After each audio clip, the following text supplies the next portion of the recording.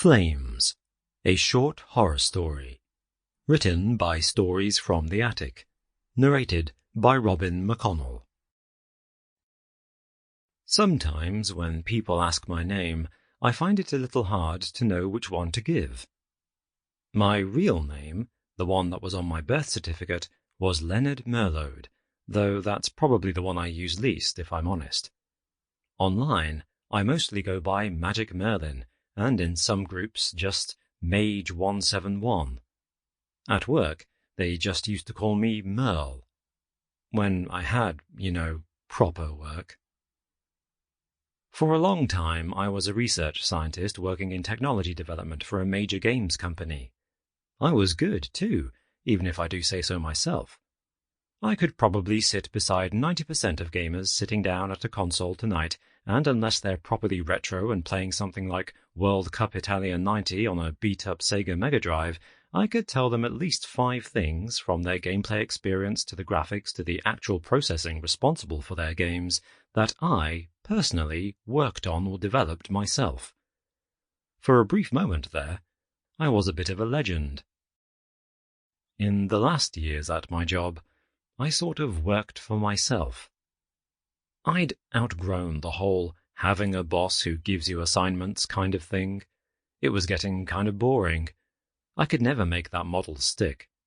By the time the people upstairs had decided what they wanted me working on next, I was already 5 steps ahead working on something entirely different, which was never good. I work quickly, and I lose interest quickly. Unless the project excites me, the results aren't going to be good, and in those kind of jobs I felt like I was getting stuck on stuff, or buried under projects that should have died a death years earlier. For the work to be good, I have to feel it. When I'm interested, when I have a reason or an inspiration, that's when I work best. So, instead of a boss, I had my own workshops. In my workshops, I could work on my own stuff, develop whatever technology or idea took my interest, and then, when it was ready to be shown to the world, I could approach all the major companies, show them what I had, and let them fight over the end product. Eventually, I'd sell it to the highest bidder, by which time it would be in the hands of my lawyers, and I'd have moved on to some entirely different project. Working like that was perfect for me, until I said no to the wrong people.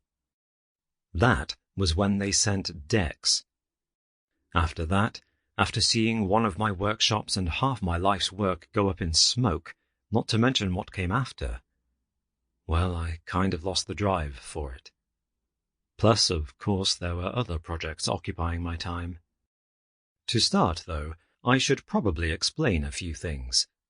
For example, it would probably be good for you to know who Dex is and what he did for a living. It would probably also be good for you to know exactly who I said no to and why.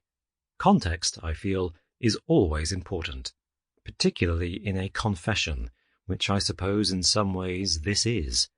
Part confession, part status report, but definitely more confession. Dexter Lorraine is the man that those who know enough to know why call Flames. For most people, he is known simply as Dex. For much of his early life, Dexter was in the military and indeed was well respected for his abilities.